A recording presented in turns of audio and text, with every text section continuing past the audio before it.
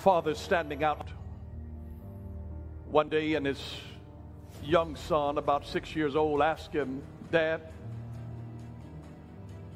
what is the size of God?"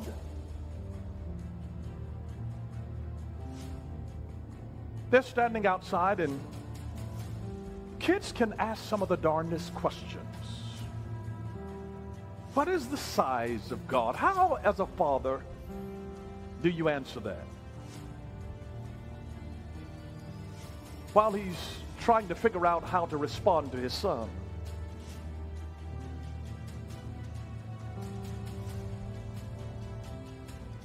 he's looking up, as we often do when we don't know what to say. And he sees an airplane. And so he asks the son, "Son, what's the size of that airplane?" His son looks up and said, "That's really tiny. It's so small. It's really tiny." And then he gets his young son in the car, and they drive to the airport. And they get out, and as they're approaching, they can see from the side a giant aircraft.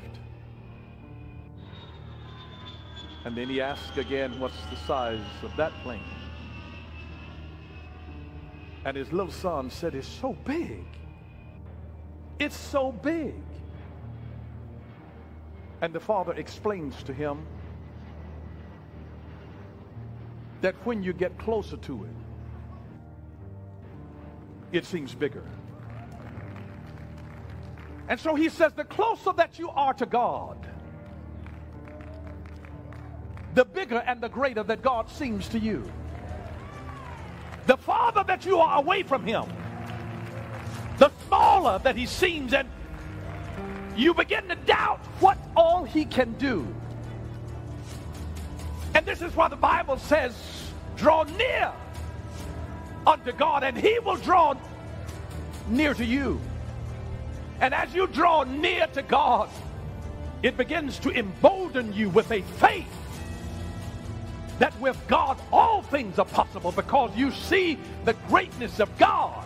If you're closer to God than you are towards your problem, then your problem begins to diminish, and God looms over your problem.